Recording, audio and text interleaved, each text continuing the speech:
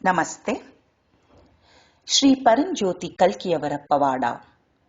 ನಾನು ತೆಲಂಗಾಣದ ಜನಗಾಂವ್ನ ಅಂಬಾಬಾಯಿ.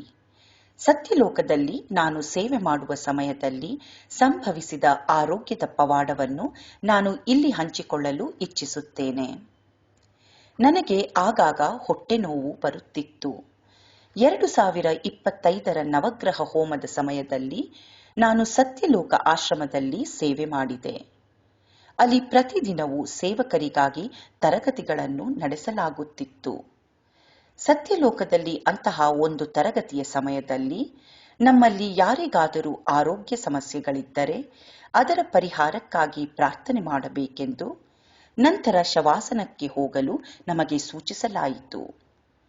ನಾನು ಅನುಭವಿಸುತ್ತಿದ್ದ ಹೊಟ್ಟೆ ನೋವಿನಿಂದ ಮುಕ್ತಿ ಕೊಡುವಂತೆ ಶ್ರೀ ಪರಂಜ್ಯೋತಿ ಭಗವತಿ ಭಗವಾನರನ್ನು ಪ್ರಾರ್ಥಿಸಿದೆ.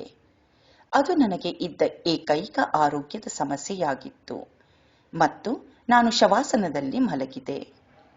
ಆ ಪ್ರಕ್ರಿಯೆಯ ಸಂದರ್ಭದಲ್ಲಿ ಶ್ರೀ ಭಗವಾನರು ನನ್ನೆದುರಿಗೆ ಪ್ರತ್ಯಕ್ಷರಾದರು. ಅವರು ನನ್ನ ಹೊಟ್ಟೆಯನ್ನು ತೆರೆದು ಅದರೊಳಗಿಂದ ಏನನ್ನೋ ತೆಗೆದು ಹಾಕಿದರು. ತೆಂಗಿನಕಾಯಿಯ ತುಂಡಿನಂತೆ ಕಾಣುವ ಕತ್ತರಿಸಿದ ಭಾಗವನ್ನು ಅವರು ನನಗೆ ತೋರಿಸಿದರು.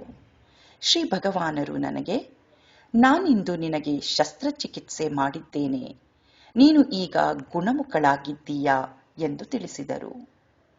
ಶ್ರೀ ಭಗವಾನರು ನನಗೆ ಶಸ್ತ್ರಚಿಕಿತ್ಸೆ ಮಾಡಿದ ನಂತರ ನನಗೆ ದೈಹಿಕ ಅಸ್ವಸ್ಥತೆ ಮತ್ತು ಶಕ್ತಿಹೀನತೆಯ ಅನುಭವವಾಯಿತು.